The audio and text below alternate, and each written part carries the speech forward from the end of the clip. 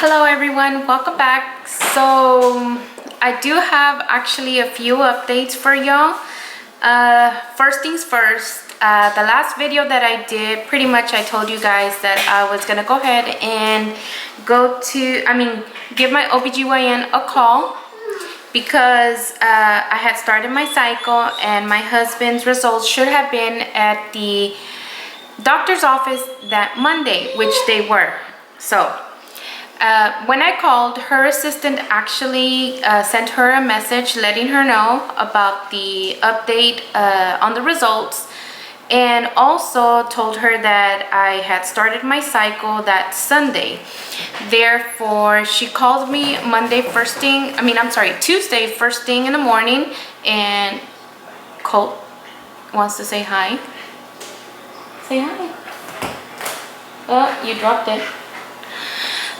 Tuesday, she told me that the doctor had called in a prescription to my local pharmacy, and she needed me to start taking that medication that same day.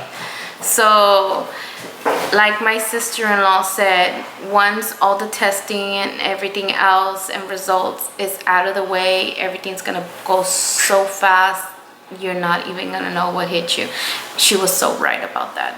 So that night, I went to go pick up my prescription, which was 5 pills of Clomiphene Citrate, 50 milligrams. So apparently, this is an estrogen modulator. It's a, it also says on here that it's a follicle stimulating hormone. The side effects that it shows for this, it says abnormal bleeding, breast tenderness or discomfort, headaches, nausea, vomiting, diarrhea, flushing, bloating, blurred vision, or other stuff, I guess, in that family.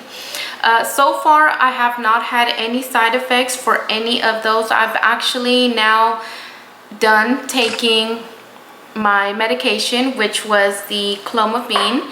I started on the 3rd day of my cycle, so she did give me these long instructions. When she called me, that was on Tuesday. So on Tuesday, I have to start taking the Clomiphene, which was for 5 days, so from Tuesday till Saturday. This past Saturday was my last day taking that medication, and then I had to wait till this past Tuesday so that me and my husband can hug really hard. And y'all know what hug really hard stands for. Anywho, so after that, on Tuesday, we hug really hard. We skip a day, and then Thursday, today, we hug really hard. We skip a day, and so on until the 24th of this month. Now, once that has been done, then on the, actually I have all my notes here because yeah, I did have to take notes. Okay, on the 24th, the last hugging session would be on the 24th. Finally, I get to use this for something that it goes with. Anyway, on day 21st, which is July 29th, I have to go get some blood work done. And then starting from August 4th until August 11th, I'm supposed to get my next cycle. If I don't, then I have to take a pregnancy test, and regardless of the results, whether it's negative or positive, then I have to call doctor and let her know what my results were, and she'll let me know if she needs me to come into the office to see her, talk to her, or if she's just gonna go ahead and call in the next medication on the next cycle. So hopefully, I'm very actually excited about this. Even if it doesn't work, I'm still excited at the fact that we're giving it this last chance, and I'm hoping it does. I'm being very optimistic about it, very positive thinking, positive vibes. No stress, anything like that whatsoever. So we are really excited, and we're hoping that it works. Now, on another update, I actually wanted to go ahead and let you guys know that after being on my medication for my thyroids, I've noticed that I'm guessing my thyroid levels are now getting normal because I am dropping weight like this. I went from last week weighing at about, I think it was 167. Yeah, I know I don't look like it, but I am a little chubby. I went from 168 last week, and right now I am at 156. Of course, I weighed myself earlier and I was at 159, but that's because I had 8, and I am now back down at 156. So I am dropping the weight really quick. I've noticed it in my midsection that it's gone down a lot. The bloating from the medication from the Clomiphene actually went down already, which I thought that was it, but it wasn't. So now that I'm kind of like looking into my medication about the thyroids, I noticed that that's what I believe is making me lose the weight. Now I'm gonna make sure that I don't lose too much weight, because then that means that my thyroids are now below, and then they will have to give me some other kind of medication for them to go back up to be at a normal level. Let's hope that doesn't happen, and I'm hoping that I only get to my basic weight, which is between 145 and 150, which is not that far away, as that would be normal weight for me, because I'm not short. I'm like 5'3". I don't know, a lot of people say that's not short, but that's not tall either. So it is what it is. Anywho, so we are about to go ahead and do the marriage counseling and also the Q&A, the husband and I, and hopefully you guys get a better understanding from a man's point of view as to what he feels or what he thinks about everything that we are going through. Hello, I am Nancy's husband, Fonso. Taco, I go by many names. Okay, so we're in the middle of marriage counseling. By marriage counseling, poker. Anyway, so let's go ahead and get this Q&A done. All right, first question. Do you remember when you decided you wanted to start a family?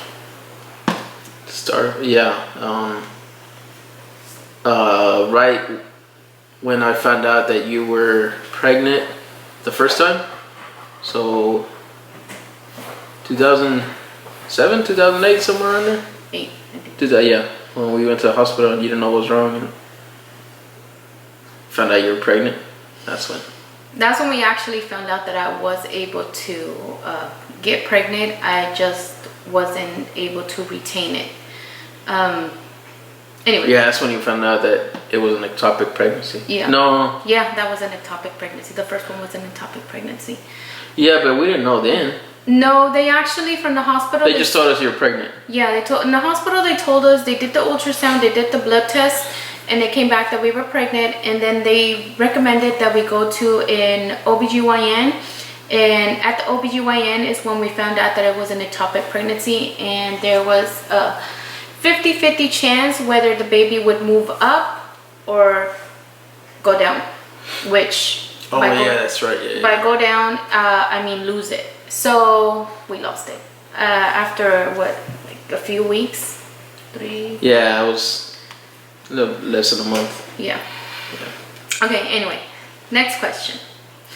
Who do you think would be more excited if we become pregnant? I already know the answer for this one. Out of me and you, or? I mean, besides me and you. Oh. Laura. I was thinking the exact same thing. Yeah. Laura is his older sister. Number 3. How do you feel about the outside pressure about us getting pregnant? I mean, I don't look at that stuff. I don't really care. People need to understand that, you know, not everybody's the same. Not everybody can have a baby. So if there's any pressure, then I mean, what's the point of worrying about it, or, you know, even thinking about it? Yeah, I think I take it a little bit more personal than you. Oh yeah, I know you do. Well, me, because I mean, they ask me too, but does it bug you when people ask you? no, I don't bug me. It doesn't bug you? No. It used to bug me at some point, but then it kind of like, it stopped bugging me at some point after I kind of just came to terms with it. But, all right, number 4. What do you think when you see me struggling with pressure I put on myself? When you struggle? Yeah, like whenever I get very frustrated, crying, and just... Oh, it's part of the situation, I guess. It's, you know, it's just like any other thing. People are gonna... It's a natural thing. People are gonna... pressure themselves to something. Like, somebody gets bullied, they're gonna take it real hard whenever somebody says something even slightly mean or something that they don't like. It's just like any other situation, you know. It's a human nature to feel pressure or feel stressed out about something. It's just something you have to control, or not control, but learn to get over, or learn to adapt or cope with it. Yeah. And it took me the longest time to actually come to terms with it, but he was actually very helpful with it. Okay, number 5. What are your thoughts about my struggle with infertility? What are my thoughts? Yeah. I mean, like, does it bother you? Does it? No, it doesn't bother me. I mean, like I said, it just whenever somebody's put in a situation or there's something that they can control, you have to learn to adapt and overcome it. It's not something that everybody has. But my thoughts about you struggling, I mean, you haven't really struggled. You can't say we struggled. Well, we did a little bit, but it's just like a bump in the road, you know. Just keep moving forward and just let the plan unfold. You know? He sees things better in a better perspective than I do, clearly. Do you have any bad feelings or regret towards me when you found out that it would be difficult for me to conceive? No. Well, that went out the window whenever you got pregnant. I mean, there was nothing bad, but it's just in the back of my mind, you know, what happens if... Well, you knew that it was going to be a little bit harder than most people. But whenever you got pregnant the first time, that was the first step, you know, for you getting pregnant. I'd have had no worries from then. I know you did, but I didn't. How do you feel when you see me cry? Just fart. No, my chancla. It was my chancla. How do you feel when you see me cry over others' comments about us not having any kids yet? It's the same thing like the other question. It doesn't bother me. I mean... No, but how do you feel when you see me cry? I mean, okay. Yeah. Like, you've seen... I mean, I've showed you a couple comments where people tell me, like, old schoolmates and certain people that reach out to me and they say, if I was your boyfriend back then, when he was my boyfriend, I wouldn't wait. I would just go on with my life. Somebody said that? Yeah, I showed you the messages on Facebook. A girl? Yeah. If she was your boyfriend?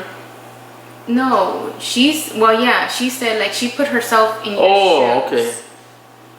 Okay. You have nothing nice to say, don't say it. Okay. I'm gonna bleep it out. You don't have to.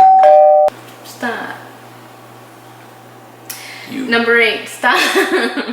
What crossed your mind when we found out and lost our first baby? What the fuck is that? When we lost our first baby. Yeah. When you first got pregnant, and then they found out that it was you couldn't get. Excuse me. We're doing something here. Get away. Move, you big rat. Leave him alone.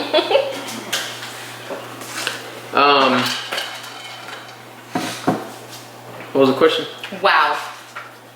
What? crossed your mind when we found out and lost our first baby? Oh, well, like I said, it was, just the first step. So it was good news. Can I talk, please? Please? He said. Thank you. It was just like the first step. It was the first hurdle to get over into, being parents. It wasn't bad or anything. I mean, yeah, it was bad, but you found out that it was an ectopic pregnancy, and you knew what the problem was. Yeah. So that's you right corrected it, and then well, not right away, but later on you took the steps to fix that. Yeah. Well, not necessarily. I recently just took the steps to fix that, but yeah, but because of the first one. Because of the first one is when I actually went to the specialist. The first time I went to the specialist, and I had gotten that medication that was really harsh towards my body, and it was just doing all kinds of negative reactions in me. And so that's what he means by me taking care of it. I really didn't take care of it because... Oh yeah, you tried. I tried to look into it, but that doctor didn't do as much as the doctor that we have now, like all the testing, blood work, and ultrasounds and stuff like that. That didn't get done back then. This time around, it did. Okay, so next question. Yeah, you're right, yeah. Number 9. Do you have a preference to the gender of the baby? No preference. You don't want a little princess or a little taquito? Whatever. As long as it's a healthy baby. Born in Texas. Number 10. Would you be okay with me giving birth in California surrounded by my family? I just said, born in Texas. No, definitely not. He actually said that he'll let me have the baby in California if I give up my rights of naming it. Knowing him, no. Because he will probably name our poor child some random name like Joe. Like how your nickname. No, that's my name, Joe. No, it's not. No, it's not. It's my middle name. Joe is my middle name. It's not. Where's your birth certificate? It's right here. I'm going to show you. Okay. Next one. 11. Do you have any feedback to other men going through the same issues as us? Feedback? Yeah, advice? Advice? Yeah, that should be advice. Okay. Feedback. Yeah. Hang in there, buddy.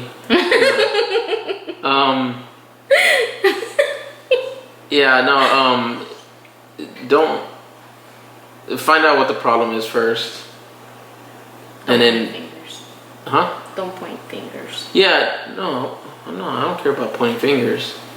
It's just if obviously if it's serious, find out what the problem is, work to fix the problem, and if you can't fix the problem, then find other ways to get the end result.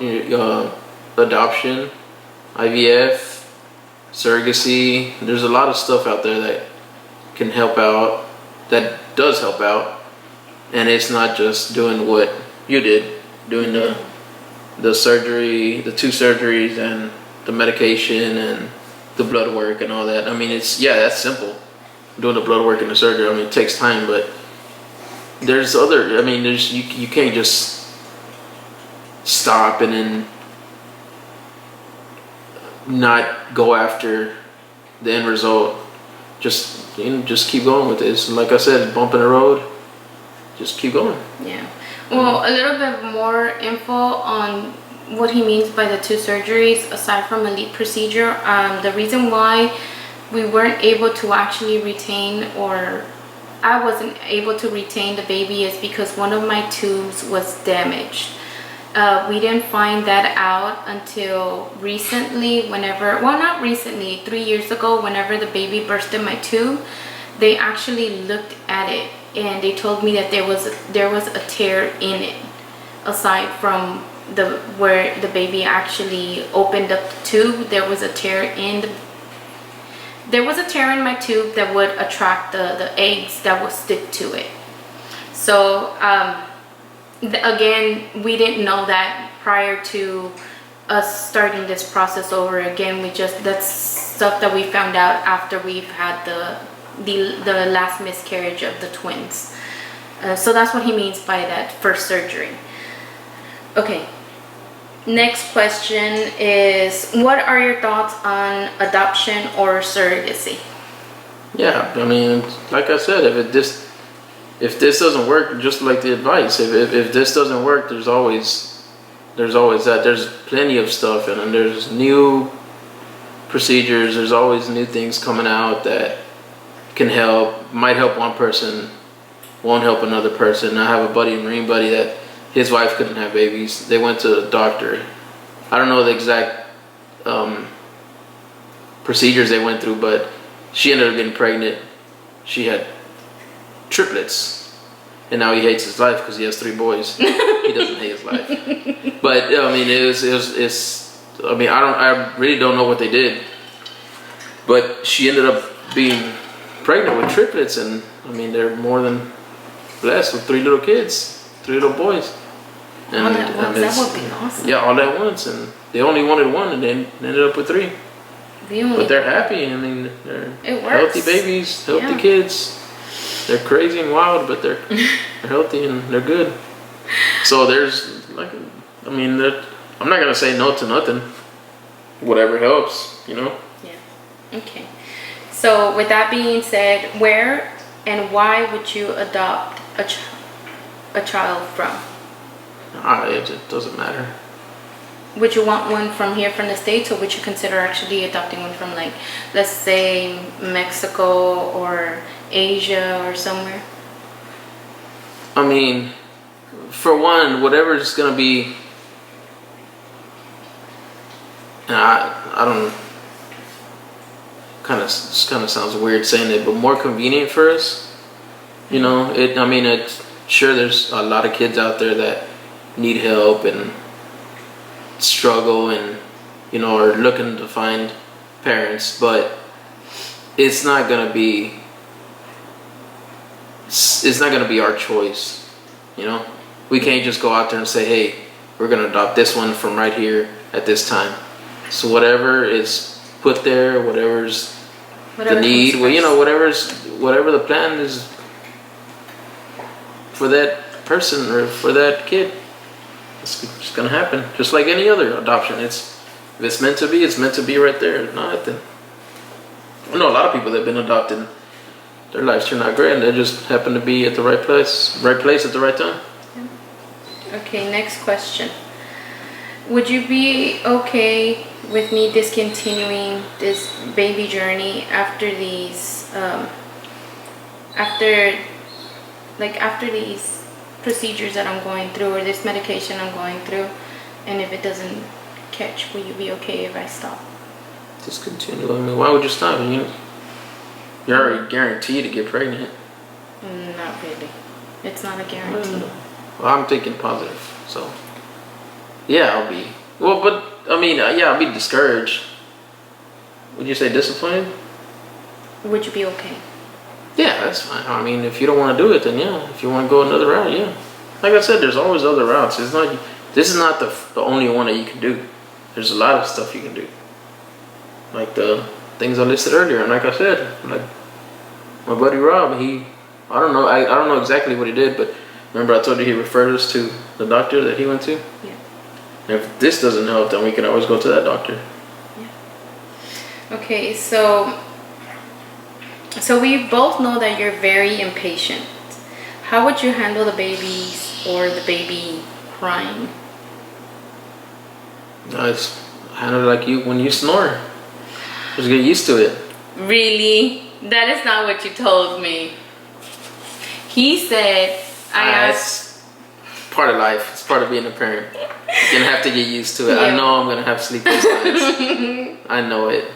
I asked him the other day, what would you do if the baby is crying or the babies are crying like crazy and I don't know what else to do? His answer was, I will cry with them. Yeah, that too. Go cry in their face and tell them, bye. Don't be mean. I can actually taste of their own medicine, like I do this big old fluff bar right here. Come here. I actually believe that he would do that, seriously. 16. How many is there? Okay, the last question.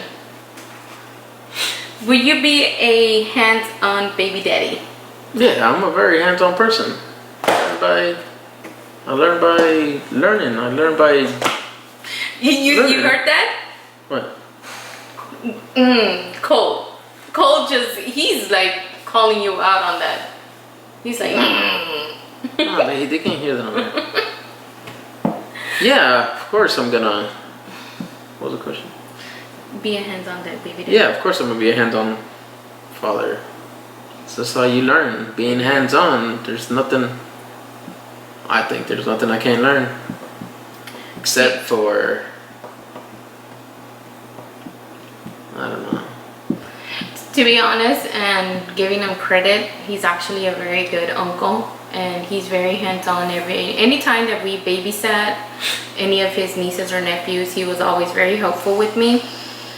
We went out and did a lot of stuff, so I have no doubt in my heart at all that he's going to be a hands-down great father. So those were the questions that I have for him. If you guys have any other, stop making faces. It's crazy. If you guys have any other questions, please leave them down below and he'll go ahead and answer them for you.